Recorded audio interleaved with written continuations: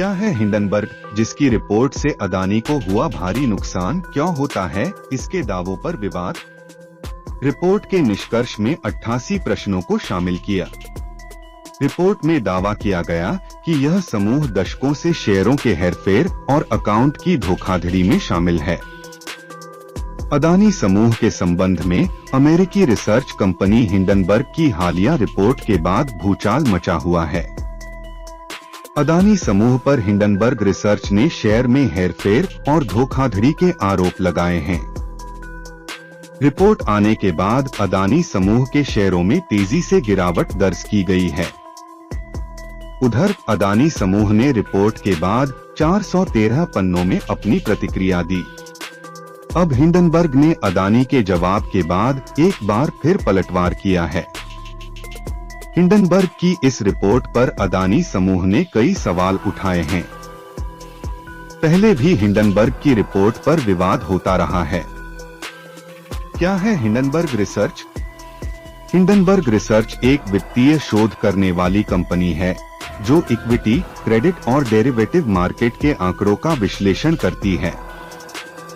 इसकी स्थापना साल 2017 में नाथन एंडरसन ने की है। हिंडनबर्ग रिसर्च हेज फंड का कारोबार भी करती है। इसे कॉरपोरेट जगत की गतिविधियों के बारे में खुलासा करने के लिए जाना जाता है।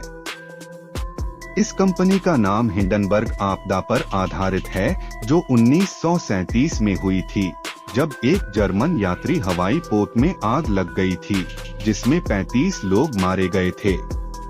कंपनी यह पता लगती है कि क्या शेयर मार्केट में कहीं गलत तरीके से पैसों की हेराफेरी तो नहीं हो रही है। क्या कोई कंपनी अकाउंट मिसमैनेजमेंट तो खुद को बड़ा नहीं दिखा रही है।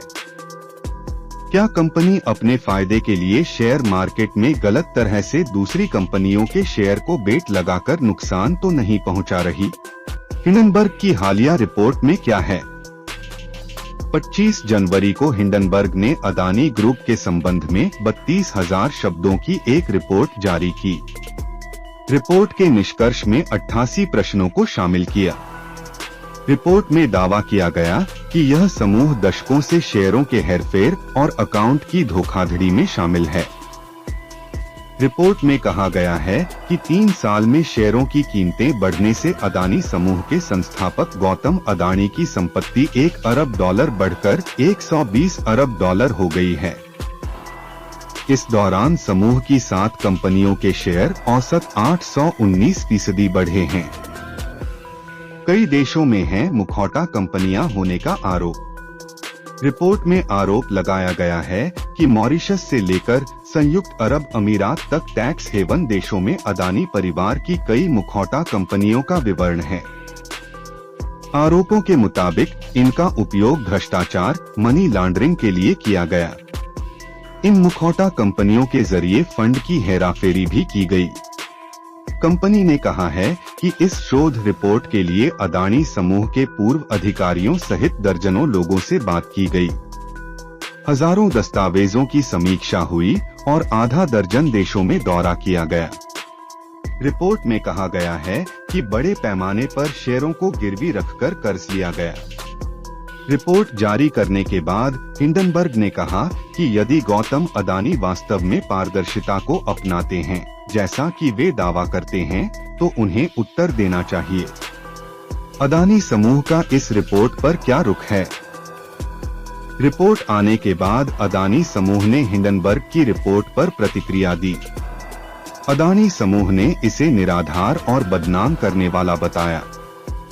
समूह के मुख्य वित्तीय अधिकारी CFO जुगेशिंदर सिंह ने कहा, रिपोर्ट में इस्तेमाल तथ्यात्मक आंकड़े प्राप्त करने के लिए समूह से कोई संपर्क नहीं किया गया। यह रिपोर्ट चुनिंदा गलत व बासी सूचनाओं, निराधार और बदनाम करने की मंशा से किया गया एक दुर्भावनापूर्ण संयोजन है। अदानी समूह के लीगल हेड जतिन जलुंढवाला ने कहा कि शॉर्ट सेलर हिंडनबर्ग को अदानी समूह के शेयरों में आने वाली गिरावट से फायदा होगा। अदानी समूह ने कहा कि हिंडनबर्ग के खिलाफ कानूनी कार्रवाई करेगी। अदानी समूह की कानूनी कार्रवाई की चेतावनी पर हिंडनबर्ग का क्या जवाब? अदानी समूह की कानूनी चेतावनी के बाद हिंडनबर्ग ने कहा कि वह कानूनी कार्रवाई की कंपनी की धमकियों का स्वागत करेगा।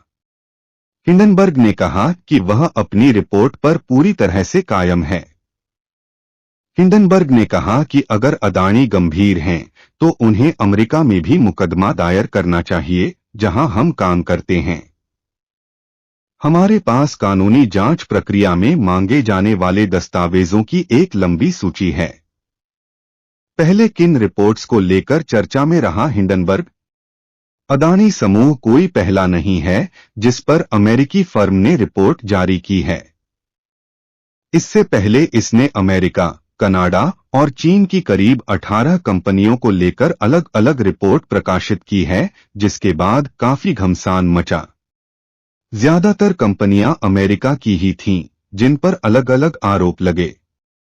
हिंडनबर्ग की सबसे चर्चित रिपोर्ट अमेरिका की ऑटो सेक्टर की बड़ी कंपनी निकोला को लेकर रही। इस रिपोर्ट के बाद निकोला के शेयर 80% तक टूट गए थे।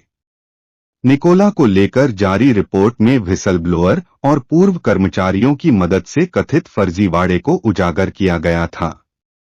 निकोला के संस्थापक और कार्यकारी अध्यक्ष ट्रेवर मिल्टन ने तुरंत कंपनी से इस्तीफा दे दिया।